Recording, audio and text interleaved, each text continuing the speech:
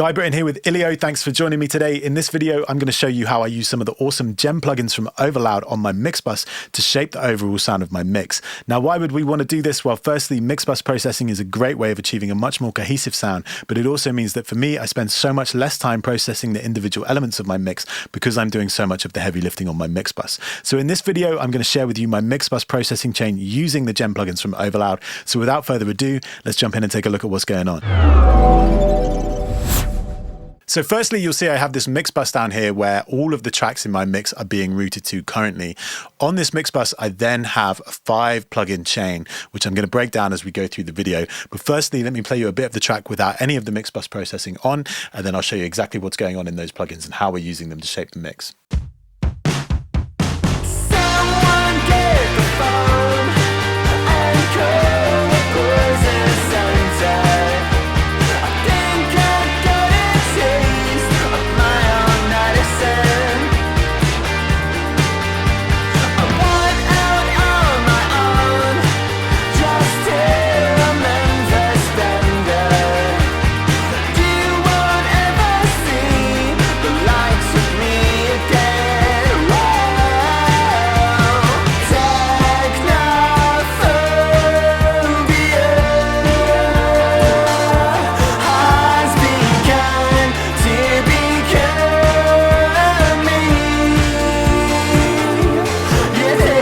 So you'll hear that it's a pretty lively indie rock kind of thing with a lot of guitars and a lot of backing vocals going on. And we want to use the mix bus processing to bring that all together, to make that more cohesive, and then just to add a bit of extra shine on top and polish it up a little bit more, add some excitement to that mix. So firstly in the chain, what I have is the Gem Comp 670, which is a Fairchild style emulation.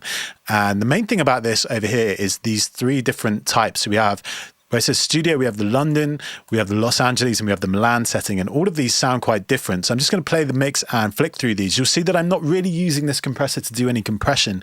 All this is doing is just adding a bit of flavor. There is maybe a little bit of compression happening, but for me, this is about driving into this compressor. It's adding some character, and it's just giving the mix a good starting point for a little bit more energy. So let me play you this, and I'll show you exactly what that's doing, and we'll flick through these different sounds.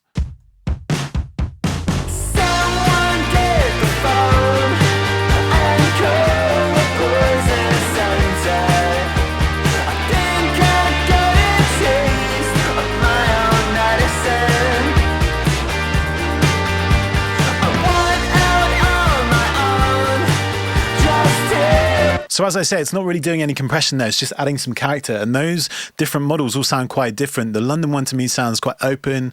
It's almost like the mid-range is dipped a little bit. The Milan one sounds nice, but it sounds a little bit too thin. I really like this Los Angeles model because for me, in the context of this mix, it's doing something to push that mid-range forward, bring those guitars out a bit, and almost give the mix a bit more width. So I really like what that's adding there.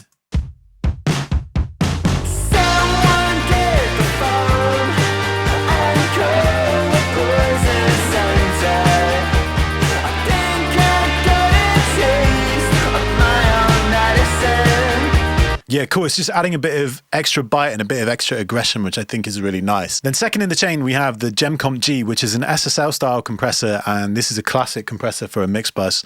It's really great for bringing some of the dynamic together, almost bringing forward the elements that are in the back of the mix. So things like the backing vocals and some of the reverbs and delays and stuff, just pulling them forward, squashing that dynamic range between the stuff which is at the front of the mix and at the back of the mix, and just making it sound more cohesive. It's super subtle in this case, but I think it's just adding a little bit extra tightness, particularly when those backing vocals come in, and just making the mix feel more cohesive and more together.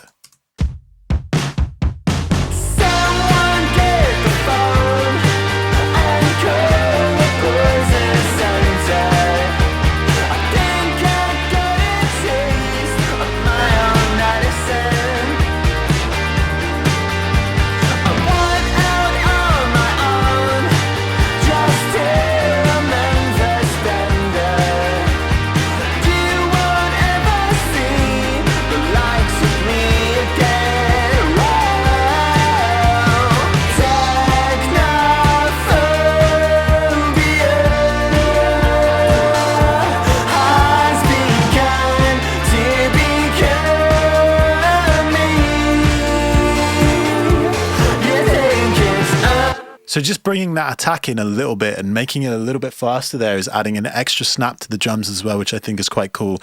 And as I say, it's really just there to control the dynamics, and anything that jumps out that shouldn't jump out, it's a really good way of just leveling that out. The mix is quite compressed as it is in the individual elements, but in mixes where you've got stuff which is more dynamic and certain elements jumping out, it's a really good way of just bringing those dynamics down.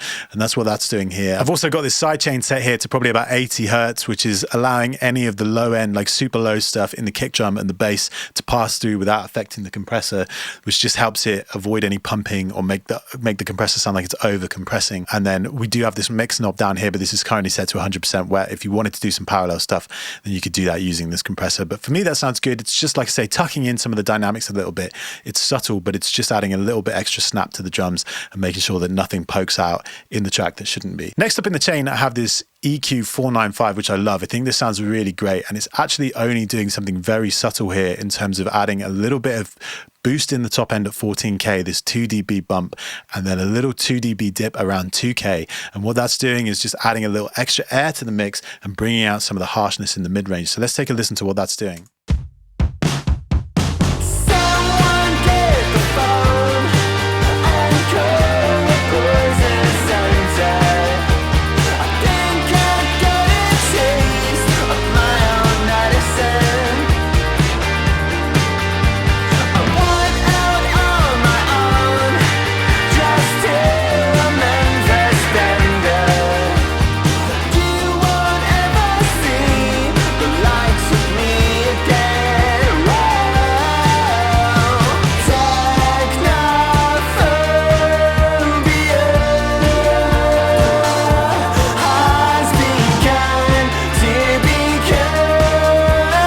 This plugin is great, particularly where it is in the chain, because that initial compressor that we were using, the Gem Comp 670, where we had this Los Angeles model set, it's obviously giving us that mid-range push and a bit more aggression, a bit more excitement, but I feel like we're losing a bit of top end to my ears, and it's just darkening the mix a little bit.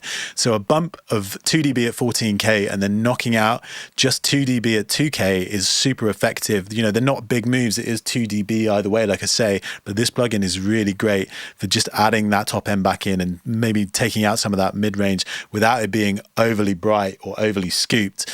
It's kind of subtle, but it's very effective. So next up in the chain, I have the Gem Tapedesk, which is one of my favorite plugins. I use this plugin so often on so many mixes. I actually have another video on the ILIO YouTube channel, which you can check out, where I use this plugin to add some character and some life to a sterile sounding mix.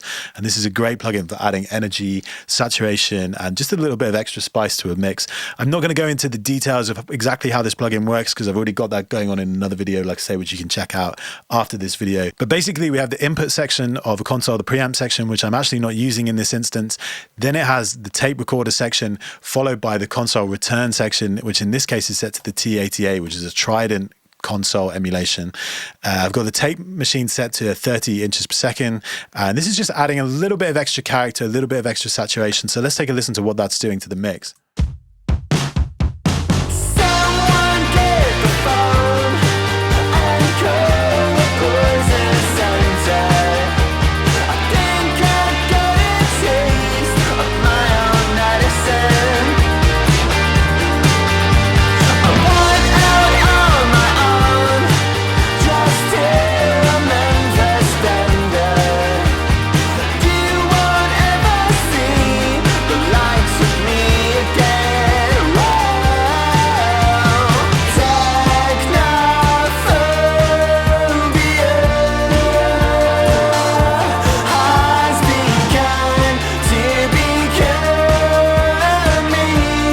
And that's just great for adding some extra excitement to the mix, making the mix feel like it comes alive a little bit more and squashing the dynamics down a touch more, just to give it some more energy, add some more harmonic saturation. I just love how this plugin sounds. Some people might also say, oh, you're not level matching properly here. It sounds louder. That's all it is. It's just sounding louder. But actually, that's the thing with tape saturation, is that you're not only limiting the dynamics because you're squashing the dynamic range with that tape saturation, which gives a sense of perceived loudness, extra perceived loudness, plus adding the harmonics, it's going to sound louder. It's going to sound more exciting. It's supposed to. That's part of the plugin, and that's part of what we love about tape saturation, is it just makes things sound more exciting. And that's exactly what this is doing in this case. So lastly in the chain, we have the Gem EQP, and the role of the EQP here really is to sweeten up the sound of the mix, make it sound finished, make it sound polished. And in order to do that, what we're doing is we're adding another top end bump, this time around about 12K, 3 dB boost at 12K with quite a wide bandwidth, and then a 1 dB boost around about 20 hertz,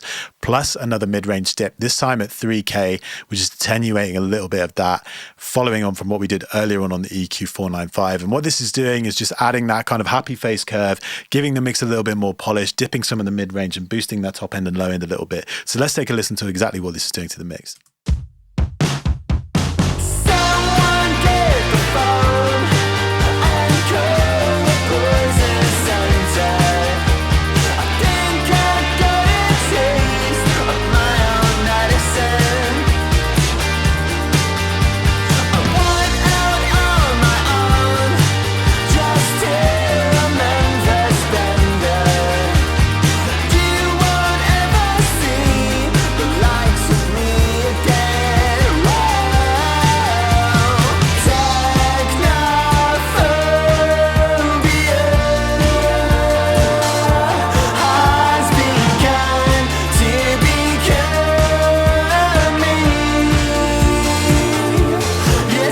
That's doing so much to make the mix feel like it comes alive, like it opens up, adds a little bit more depth in that low end and really opens that top end up, making it much more exciting and just allowing a lot of that extra stuff in the background to cut through. Those guitars feel like they're wider because there's more top end.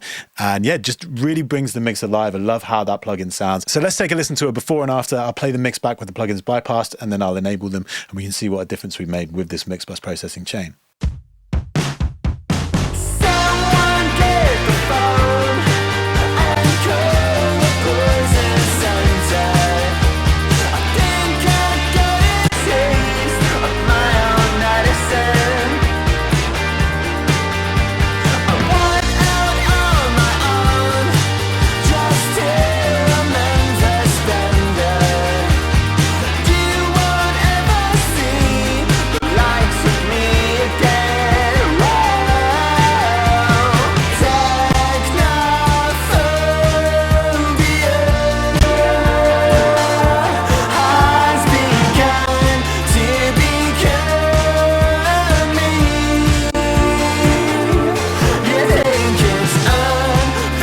You can hear that's making such a difference. And as you saw throughout the video, all of this is very subtle changes. We're not doing huge amounts of EQ, huge amounts of compression, huge amounts of tape saturation. It's all very small moves which ultimately add up collectively to make a massive difference to the track. So I definitely recommend, if you're doing any mix bus processing, you've got to go and check out these Gem plugins from Overloud because they sound amazing. They're super easy to use and the interfaces look great.